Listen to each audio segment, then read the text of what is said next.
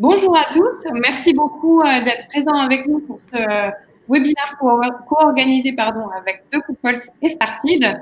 Avant de rentrer dans le fond du sujet, je rappelle le thème de ce webinaire qui est le mobile learning comme levier d'expérience client en boutique selon la perspective de The Couples et Lise Delon qui nous a rejoint pour partager son expérience.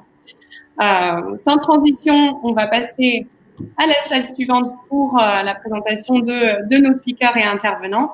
Donc, Lise, je te laisse la main et te présenter en quelques mots rapidement.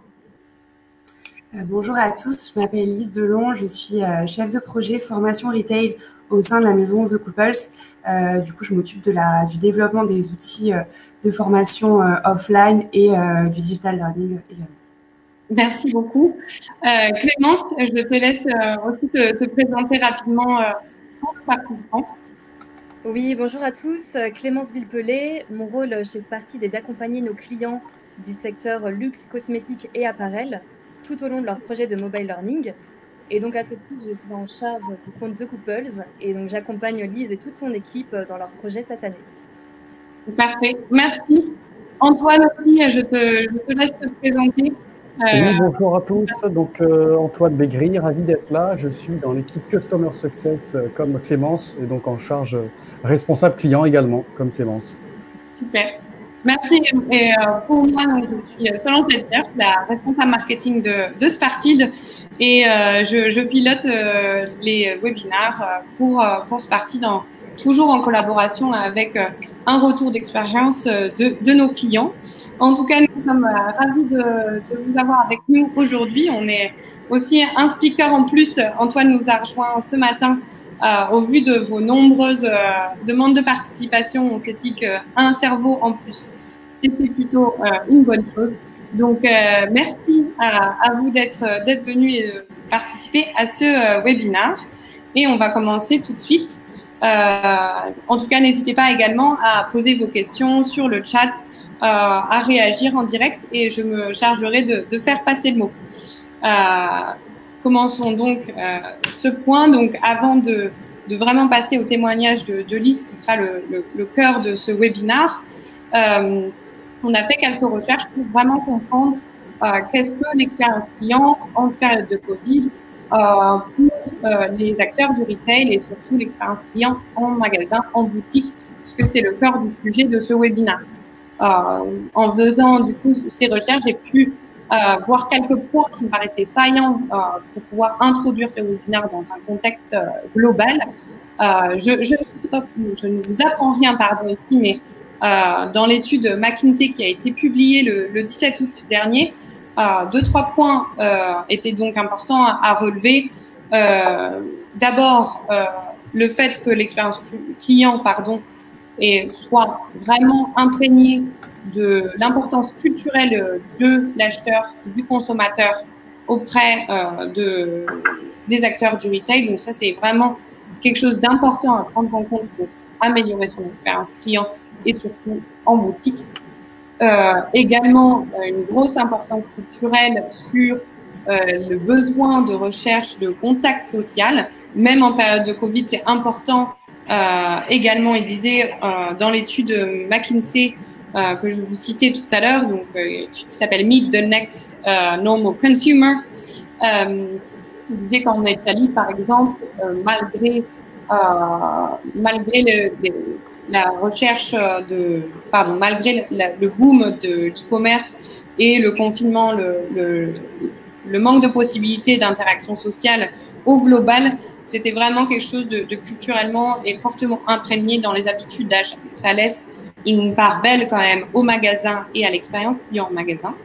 Un autre point qui était soulevé dans cette étude qui me paraît aussi important à soulever, c'est que l'expérience d'achat en e-commerce n'est généralement pas satisfaisante. Également en Italie, prenez pour exemple que seulement 10% des consommateurs e-commerce avaient trouvé cette expérience satisfaisante en ligne, ce qui laisse également une marge de manœuvre importante pour les magasins et tous les acteurs du retail offline d'évoluer et de récupérer ces parts de marché-là qui ont explosé pendant le confinement.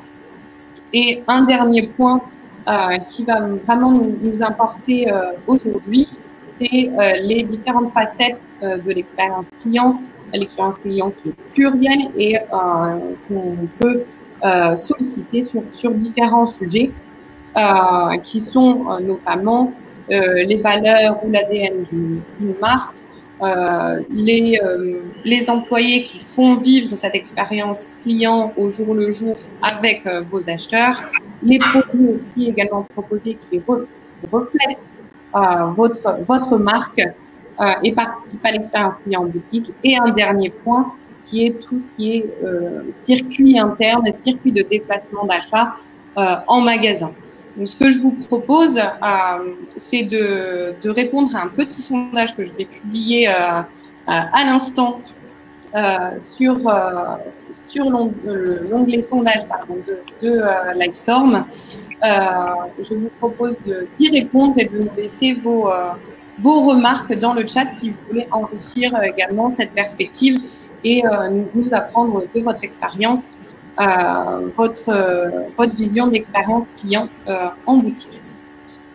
Donc, sur ces belles paroles et cette remise un peu en contexte de ce qui se passe depuis le Covid pour les acteurs du retail, Lise et Clément, je vais vous solliciter sur ce point. Ah, on a perdu Lise, malheureusement, sa connexion doit être faible. Je ne sais pas, Lise, si tu nous entends. Oui, je vous entends. Ok, parfait. On t'entend, mais on ne te voit pas. Donc, juste, si on t'entend, c'est mieux. Si tu nous entends, c'est le mieux également. Donc, Lise, est-ce que tu peux nous dire, selon ton point de vue, quel est le point le plus important des derniers points qu'on a vus là, à l'instant, qui reste le plus important pour améliorer l'expérience client en magasin? Déjà aujourd'hui le consommateur il est avisé, il est digitalisé aussi, il a le choix dans l'offre et du coup c'est pour ça qu'il a le besoin de vraiment vivre une réelle expérience lors de l'acte d'achat. Et pour moi ça s'oriente sur différents axes. Déjà il va y avoir l'accompagnement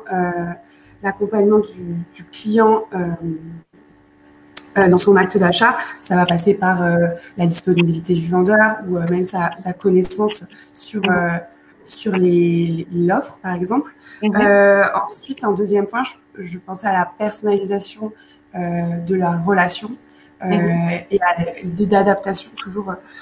Et par la personnalisation, on va entendre également forcément refléter l'ADN et l'image de la marque. On doit également avoir l'accueil, l'écoute, le service qu'on va proposer à notre client. L'idée, c'est toujours de s'adapter au client et à la personne qu'on a en face. Et enfin, forcément, dans une expérience client aussi, il faut de la passion. Et la passion, elle provient du vendeur qui va aussi pouvoir... je parle pour le retail, du coup, ça va être plus... comment proposer des nouveautés, puis ajouter du storytelling autour de la présentation de l'offre. Voilà. Donc, c'est pour moi les trois axes principaux pour une expérience client. Super, très clair, merci beaucoup. Clément, je te laisse aussi rajouter ta perspective sur le sujet. Oui, tout à fait. Déjà, merci Claire, merci Lise, parce que c'est très clair. Et d'ailleurs, je te rejoins concernant l'identité de la marque et l'importance de personnaliser la relation client lors d'une visite d'un client en boutique, par exemple. Et de par mon expérience, de ce qu'on peut voir chez les différents clients, il est vraiment important aujourd'hui que les vendeurs en boutique soient vraiment imprégnés de la culture de la marque et adoptent une double casquette à la fois commerciale et marketing, afin de proposer la meilleure expérience possible aux clients en boutique, qui sont d'ailleurs de plus en plus exigeants avec les marques. Est-ce que tu pourrais juste reprendre quelques éléments, Clémence, parce que ton son a coupé légèrement, en tout cas de mon côté. Donc, est-ce que tu peux reprendre les points saillants pour rappeler juste ce que tu viens de dire? Oui, bien sûr.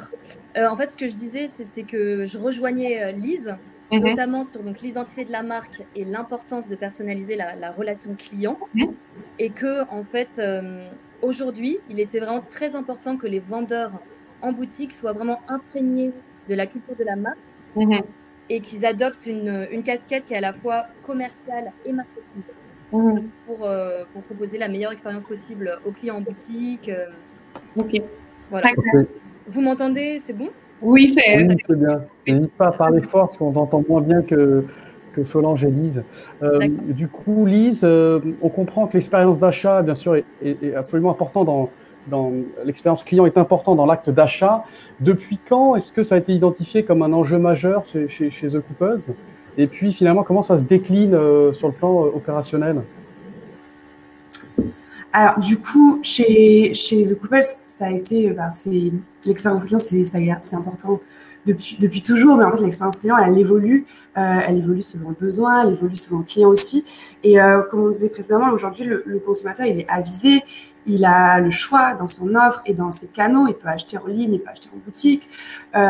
Et en plus, il y a énormément de concurrence.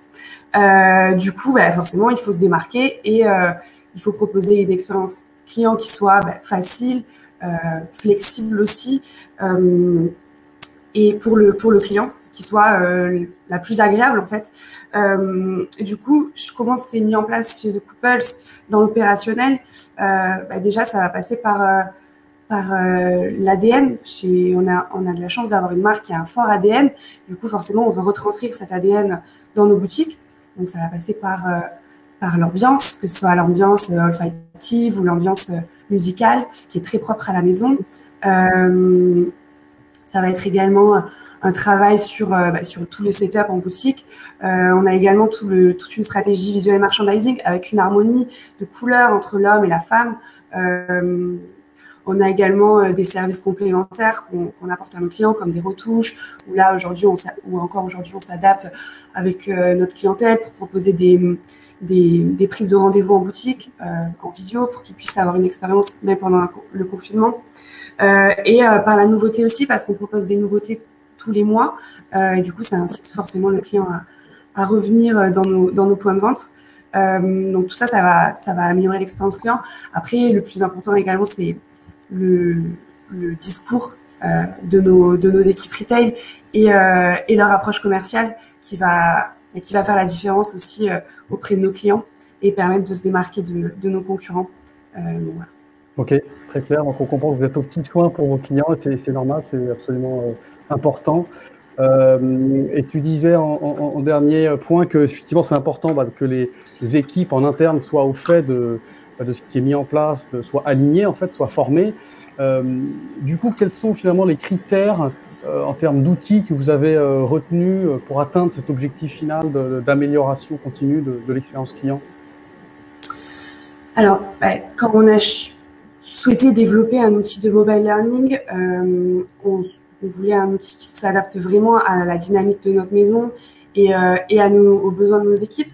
Donc, l'idée déjà, c'était de créer de l'engagement.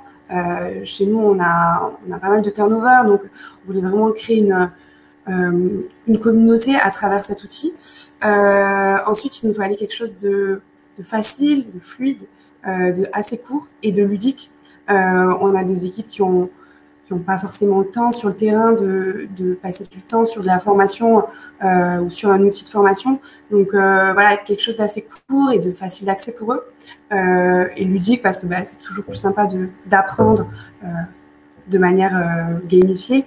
Et après, on voulait du contenu, un outil qui permette d'avoir du contenu et des formats diversifiés pour proposer différents types de modules de formation. Que ce soit du produit ou des choses plus institutionnelles. D'accord, ok, très clair. Il y avait plusieurs choses. Je retiens le besoin d'avoir un outil de learning qui permette de créer de l'engagement, donc pour vos forces de vente, quelque chose de ludique, un format rapide, plutôt court, qui permet d'avoir des interactions diversifiées, des formats diversifiés.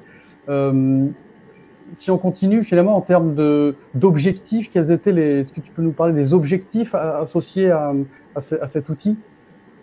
Oui. Du coup, il y avait le tout premier objectif, forcément, c'est renforcer l'expertise de de nos populations retail, l'expertise sur plusieurs domaines, que ce soit les collections, les produits, l'histoire de la maison ou même les techniques de vente. Voilà, toujours leur apporter de la connaissance pour qu'ils aient de l'amélioration dans leurs compétences. Après, il y avait l'idée de, comme je disais précédemment, c'était d'imprégner le collaborateur dans la maison, en fait, dans l'ADN, et créer vraiment un côté communauté et développer cet aspect social qu'on peut avoir. Et après, c'était de proposer un outil, à travers un outil, on pourrait proposer une réelle expérience d'apprentissage pour nos équipes retail, pour nos vendeurs, pour qu'ils puissent se former de manière autonome aussi, et quand ils ont le temps, en fait, par rapport à tous leurs impératifs sur le terrain. Ok, donc un cahier des charges assez précis par rapport à vos attentes vis-à-vis de cet outil. Ok, merci. Clémence, du coup, je te laisse la parole. Oui, et donc, Lise, votre choix s'est porté sur la solution Spartid. D'ailleurs, on en est ravis. Tu nous avais dit en préparant ce webinaire qu'avant, vous aviez un autre outil de learning. Alors, pourquoi Spartid plutôt qu'une autre solution? Du coup, avant de développer l'outil de mobile learning avec Spartid, on avait une plateforme de e-learning qui s'apparentait un petit peu à un blog avec beaucoup de contenu. Et il n'y avait pas vraiment d'activité ou de pédagogie ludique.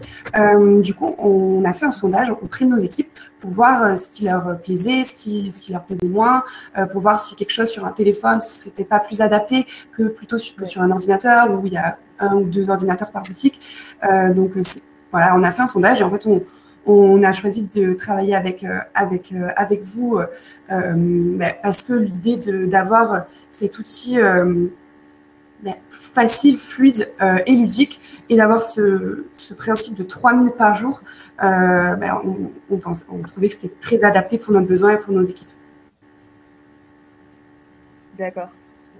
Très bien. Donc, en fait, si on résume, vous avez tout dit Spartid, vous avez vraiment besoin de proposer un outil adapté à vos équipes. Excuse-moi, oui, on t'entend très mal. Je suis désolée, c'est un peu coupé. Est-ce que en parallèle, tu peux essayer de mettre tes écouteurs? Oui. Et Antoine, est-ce que tu peux reprendre la conversation comme ça, on perd pas de temps? Je vais reprendre la suite technique. Du coup, effectivement, on comprend qu'il y avait, c'est assez clair pour le moment. Merci beaucoup, Lise, pour on a posé un peu le contexte. Si on rentre un petit peu dans l'utilisation que vous avez de votre application, donc qui s'appelle The Couples Academy, on a quelques questions. Est-ce que tu peux rappeler, Lise, un peu la population ciblée, qui sont-ils, comment sont-ils répartis, quelle est la volumétrie, voilà, quelques éléments un peu de quanti de ce type. Oui, du coup, on a lancé l'application The Couples Academy en mai, mi-mai, et en fait, au début, on a décidé de le lancer seulement sur la France. Du coup, c'est 11 réseaux. La France est découpée en 11 réseaux chez The Couples.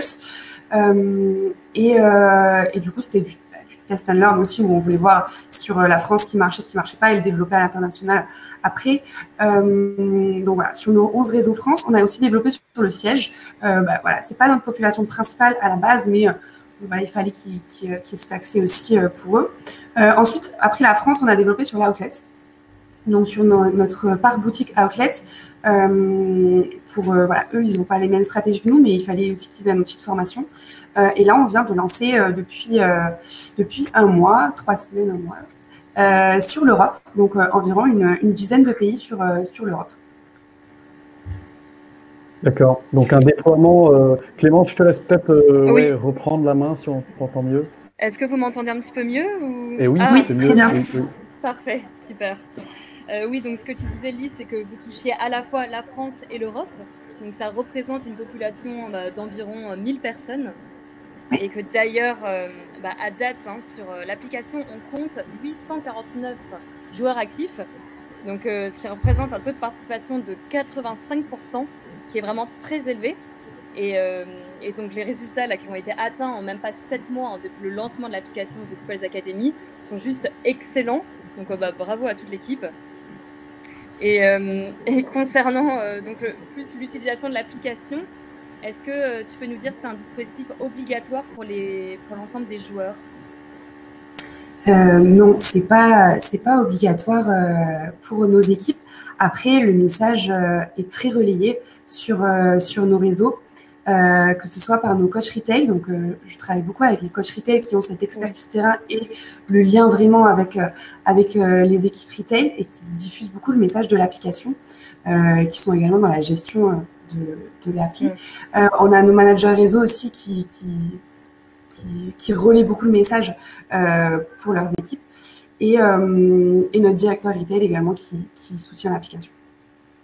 D'accord. Donc, en fait, ce que tu nous expliques, c'est que vous vous appuyez vraiment sur à la fois les managers et les coachs retail, que vous en avez fait des vrais ambassadeurs pour pouvoir relayer ensuite, faire la promotion de l'application auprès de leurs équipes et donc pour encourager les équipes à télécharger l'app, à l'utiliser.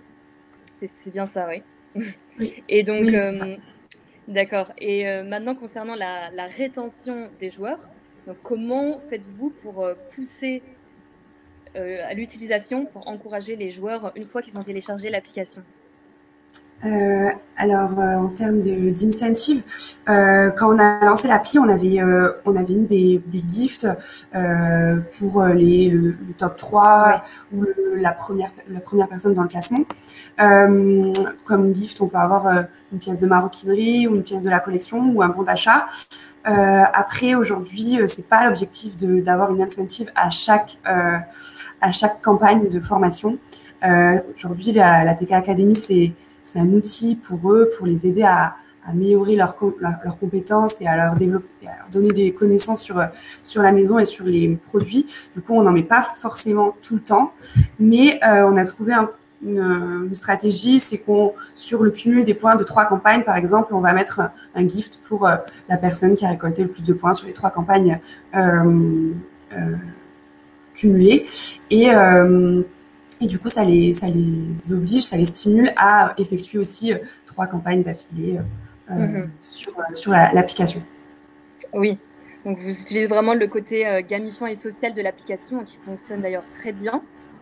Et donc, si je peux compléter, vous, chez The Couples, vous utilisez le classement des joueurs pour pouvoir récompenser les meilleurs joueurs lors de campagnes.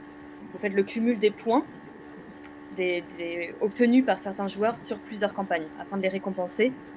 Et pour information, le classement de ces joueurs est disponible à la fois sur l'application, mais aussi sur votre back-office, qui est la plateforme de gestion des contenus. Oui. Voilà. Très bien. Donc, maintenant, on vous propose de faire un focus plus sur l'organisation des campagnes en elles-mêmes, qui sont des temps forts de formation. Et donc, tout d'abord, quelles sont les thématiques qui sont abordées et est-ce que ce sont les mêmes entre la France, entre l'Europe? Si tu pouvais nous en dire un petit peu plus. Justement, j'interromps juste pour compléter cette question. Je ne sais pas si vous avez vu, mais dans le chat, elle nous a posé une question. Je te pose une question, Lise, et te demande si vous avez la même stratégie en France et en Europe aussi. Il y a une mise en place d'une stratégie d'adaptation entre les deux, donc ce qui va dans le sens de cette question. Donc, le timing est parfait. Du coup, je vais répondre du coup à Gaëlle en premier sur la stratégie entre la France et l'Europe. Non, c'est 2 calendriers qui sont différents. Il y a une personne qui travaille sur la formation Europe qui a été formée sur l'application Teresa et qui gère cette application sur les 10 pays qu'on a développé il y a 1 mois. On essaye de s'aligner sur le calendrier. Après, elle va aussi développer selon les besoins pour un pays, une ouverture de boutique aussi, par exemple. Mais on essaie de s'aligner, par exemple, sur les lancements de collections. Voilà, là, on peut avoir des campagnes en même temps. Mais après, sur des campagnes un peu plus spécifiques, non, on a un calendrier qui est assez indépendant. Du coup, je fais la transition. On a parlé de calendrier. C'est un sujet très important chez Sparted et en général dans les projets de mobile learning. La planification pédagogique, c'est vraiment un facteur clé de succès. Comment ça marche, Lise, chez vous, en termes de planification pédagogique? Comment vous vous y prenez? Qui est-ce qui est investi? Qu'est-ce qui est impliqué pour avancer sur le planning de campagne? On travaille avec un rétro-planning, du coup, sur un rétro-planning de campagne. Après, on a un calendrier commercial qu'on va suivre aussi, donc, par exemple, selon nos implantations de collection ou selon des opérations commerciales, par exemple, qu'on prend en compte dans ce rétro-planning. En général, je travaille sur 3 mois à l'avance et je partage ce rétro-planning avec notre directeur retail, les managers et les coachs retail également. Mais c'est un rétro-planning qui est souvent amené à bouger parce que 3 mois, c'est assez large. Donc, on a souvent des choses qui se rajoutent aussi où on doit s'adapter. Par exemple, pour le Covid, confinement, on avait un rétro-planning qui était acté. Donc, mais là, on a dû tout revoir parce que confinement. Donc, on essaye de trouver de nouvelles stratégies pour animer nos équipes retail qui sont confinées. Mais du coup, c'est vraiment l'outil pour connaître la stratégie de campagne, c'est le rétro-planning. Et après, comme partie prenante, on va avoir forcément nos équipes retail. Nos équipes retail siègent avec les managers et les coachs qui sont très impliqués dans le développement de l'application. On travaille également avec nos équipes RH pour la gestion des collaborateurs et nos équipes IT, informatique, pour tout ce qui est le développement de l'application. D'accord, ok. Donc un rétro-planning de 3 mois, largement partagé en interne et approuvé en interne. Et puis donc une forte implication, on comprend, des équipes retail, RH et puis aussi IT. Et ensuite, du coup, côté utilisateur, une fois que vous êtes mis d'accord sur ce planning, quelle est la fréquence des campagnes et combien de temps durent ces campagnes? On travaille à peu près en moyenne 2 à 3 campagnes par mois. Là, je vais parler pour la France, pour les 11 réseaux France, c'est à peu près 2 à 3 par mois. Après, Teresa, sur l'Europe, ça adapte à peu près à ce rythme également. Sur la outlet, on a un petit peu moins de campagnes. Sur nos campagnes, les sujets principaux, enfin le temps, c'est à peu près des campagnes de 3 à 4 jours. Et on active toujours le mode flexible. Au début, on faisait le mode intense, mais c'est vrai que le mode flexible, ça permet d'avoir un meilleur taux de participation et ça laisse plus de temps à nos utilisateurs d'effectuer la campagne jusqu'au bout. D'accord. Donc pour ceux qui nous écoutent, le mode flexible, effectivement, et comme son nom l'indique, est beaucoup plus souple. Il va permettre, par exemple, de jouer un jour sur 2. Donc c'est pas un mode trop sévère. De jeu, c'est plus souple, c'est ce qu'on veut. Donc, je comprends 2-3 campagnes par mois pour vous, The Couples, des campagnes plutôt courtes, donc 2-3 jours avec 1 ou 2 jours, donc plutôt sur 5 jours, on va dire, en moyenne. Ouais, c'est à peu près ça. On essaie de commencer le lundi, la campagne, pour lundi, mardi, mercredi, et jeudi, vendredi, jour de rattrapage. On évite de commencer le vendredi, samedi, qui sont les journées les plus chargées pour nos équipes. Donc, voilà, on essaie de commencer le lundi. Très clair, avec toujours en amont, bien sûr, la partie communication pour informer tout le réseau des campagnes qui arrivent. Ok, très clair, merci Lise. Clémence, je te laisse la parole sur la suite. Oui, voilà, maintenant on souhaitait plus aborder avec toi, Lise, la partie analyse des résultats et suivi des métriques, qui vous permet notamment de suivre donc, la progression de vos équipes, hein, bien sûr, et ensuite d'adapter en fonction vos contenus, la fréquence des campagnes, etc. Donc Lise, vous, quels sont chez toi les KPIs spécifiques que tu suis? Ce qu'on regarde surtout, c'est le taux de participation. On va regarder le taux de participation de manière globale sur l'application et après on regarde le taux de participation par réseau sur la France et du coup sur l'Europe par pays.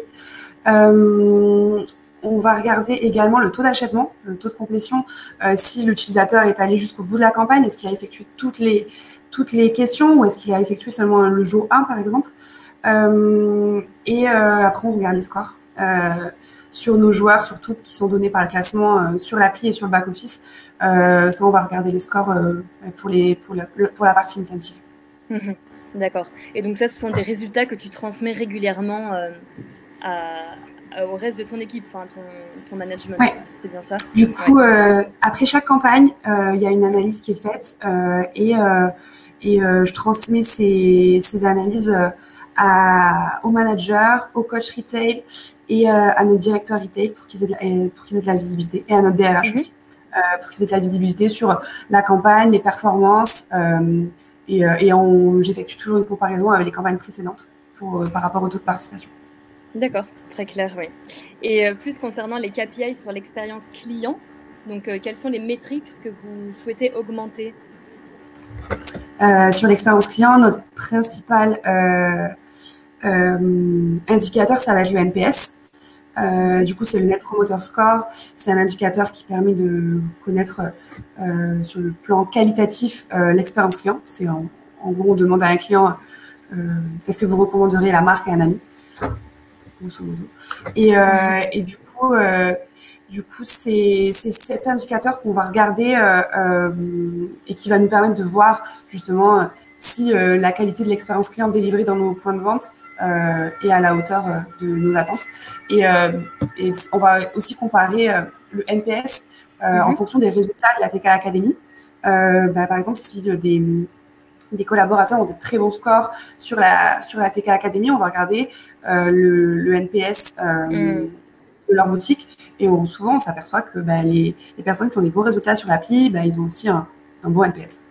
D'accord, donc c'est comme ça que vous faites le lien entre l'utilisation de TK Academy et la performance de vos équipes retail. Ouais, c'est ça. Juste pour dire un mot, avant de te laisser la main, Clémence, concernant les maîtrises que vous suivez, du coup, Lise, juste pour les communiquer à nos personnes qui nous écoutent et qui nous regardent, votre taux de complétion, donc le fameux taux d'achèvement, donc c'est-à-dire la moyenne sur 100 questions de questions qui sont jouées, qui sont manipulées par les utilisateurs, par les joueurs, votre taux de complétion est de 84%, ce qui est juste énorme. On aime bien comparer ce taux de complétion avec le taux de complétion, le taux d'engagement sur les LMS, qui est un chiffre partagé qui est de 20%. Donc, on voit qu'il y a vraiment une belle adhésion chez The Couples de l'outil. Et puis, bien sûr, des contenus. Ça, c'est ce que disait donc Clémence au début, mais je le répète ici puisqu'on est dans la partie KPIs. Et puis, avec effectivement à peu près 850 collaborateurs que vous engagez depuis 7 mois. Donc, un très beau succès en 7 mois de déploiement. Donc, voilà, bravo. Encore une fois, on a beaucoup de data effectivement qu'on peut suivre, mais là effectivement, Lise, tu nous as cité les principaux data les plus pertinents. Je te relaisse la main, Clémence, sur la suite. Oui, non, si on revient plus sur la partie produit, donc on sait que chez The Couples, vous utilisez beaucoup la Breaking News, qui est une autre fonctionnalité disponible sur l'application, en plus des autres, de la battle pour permettre de créer du challenge, etc. Et donc, comment vous utilisez cette breaking news qui est un bon moyen de communiquer, hein? Si tu peux nous en dire un petit peu plus, Lise.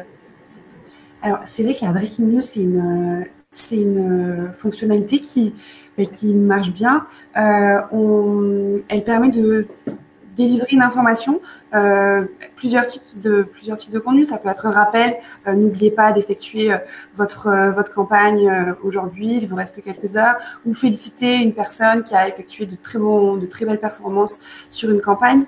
J'utilise aussi de manière informative. Voilà, il y a une campagne qui va arriver demain, soyez prêts. Enfin, c'est vrai qu'on l'utilise assez souvent, assez régulièrement. L'avantage, c'est qu'on peut aussi segmenter, choisir à qui on l'envoie par réseau, par pays. Tout à fait. Ça, c'est par boutique aussi, ça c'est assez intéressant. Et puis, ce qui est intéressant, c'est que pour la personne qui le reçoit, ça crée une notification, ça crée un rappel et ça la fait se connecter à l'application et participer aux campagnes. Oui.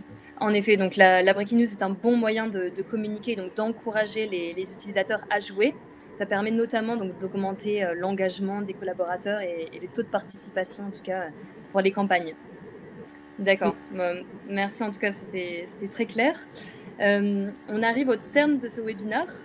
En ouverture, est-ce que tu peux nous parler, Lise, de vos enjeux chez The Couples, donc d'une manière générale, sur l'année qui arrive, la nouvelle année 2021, et ensuite plus particulièrement sur l'utilisation de l'application The Couples? Pour la maison, ça va être continuer à se développer, que ce soit en France ou à l'international, à proposer des nouveautés aussi, à réaliser de nouveaux projets, tout en s'adaptant au contexte sanitaire actuel. Et pour la TK Academy, ça serait de développer peut-être sur le marché US. On a quelques points de vente aux US et au Canada, donc ça serait un objectif pour l'année prochaine. Développer encore ce côté social et collaboratif qui plaît beaucoup à nos équipes, continuer de le renforcer et voilà, toujours proposer de nouveaux contenus et un nouveau type de contenu avec de nouveaux formats, plus utiliser la vidéo par exemple sur nos formations. Ok, merci beaucoup, c'est très intéressant. Parfait, merci. Donc, c'était les dernières questions qu'on avait prévues avec toi, Lise. Pour en effet clôturer ce webinaire, je vous propose de revoir vos réponses au sondage. Donc, vous étiez majoritairement axés sur les employés comme aspect principal à améliorer pour une bonne expérience client en magasin. Donc, ça rejoint parfaitement ce que tu viens de partager, Lise, et l'importance d'accompagner ces équipes et de leur donner un outil aussi adapté. En tout cas, c'est ce qu'on en retient, c'est ce que je retiens de toute cette préparation de webinaire aussi avec toi. Les préparer et accompagner les employés, c'est très important. Donc, ça peut être une solution pour vous. En tout cas, si ça vous paraît être un aspect important à développer chez vous. La deuxième réponse, les deux réponses autres ex aequo, donc les valeurs et l'ADN de marque, avec les produits qui ont eu chacun respectivement autant de réponses. Donc on peut voir que avec ton expérience de Spartid, avec ta roadmap de learning, vous poussez les valeurs et l'ADN de The Couples pour en imprégner vos collaborateurs et vos équipes retail. Et tout à fait, les points produits aussi sont partie prenante de vos campagnes. Donc, ça peut en effet vous aider, le mobile learning peut en effet vous aider sur ces aspects-là afin d'augmenter, comme Lise le fait très bien chez The Couples, le LPS de Conti. Donc, c'est un très bon point. Ce que je vous propose, c'est de passer aux questions. Donc, si jamais vous avez une dernière précision à demander ou une question un peu plus annexe à nous poser, n'hésitez pas à l'envoyer sur le chat. En attendant, je vais repartager mon écran pour quelques minutes afin de donner vos informations de contact et surtout le LinkedIn de Lise. Si vous souhaitez entrer en contact avec elle, lui poser plus de questions, partager, avoir plus de retours d'expérience de la part de Lise, n'hésitez pas à le faire. En tout cas, Lise, j'espère que pour toi, ce fut intéressant, ce partage d'expérience et que tu en as appris aussi quelque chose. Pour nous, c'était très important aussi. Puis, si vous avez des questions un peu plus annexes sur le mobile learning, n'hésitez pas également à nous contacter. Ce serait avec plaisir. Et on vous a préparé un dernier petit point pour vraiment clôturer ce webinaire au plus profond du retour d'expérience de Couples et de Lise sur l'application. Vous pouvez prendre votre téléphone et scanner le petit QR code qui s'affiche à l'écran. Et vous allez pouvoir jouer à une question que Lise a préparée pour ses équipes retail, qui est là une question sur les silhouetting. Donc, si jamais ça vous donne des idées et pour vous, de votre côté, tant mieux. On serait ravis de ce partage d'expérience. Je ne vois pas de questions dans le chat, donc j'espère qu'on a été le plus clair possible.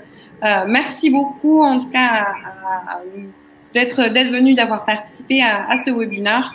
Merci, Lise, encore de ton partage d'expérience, de toutes ces précisions que tu nous as apportées et d'avoir accepté de jouer le jeu avec nous aujourd'hui pour ce webinaire. Et évidemment, Clémence et Antoine, merci aussi de prêter main forte à cet exercice. En tout cas, je vous souhaite à tous une belle journée et un beau déconfinement, j'espère, annoncé ce soir. Et on se reverra sans doute dans toutes les boutiques de Couples avec plaisir bientôt. Merci en tout cas à tous encore une fois et bonne journée. Merci. Bonne journée. Merci Elise, à très vite. Oui, merci Elise. Au revoir à tous. Bonne journée, au revoir.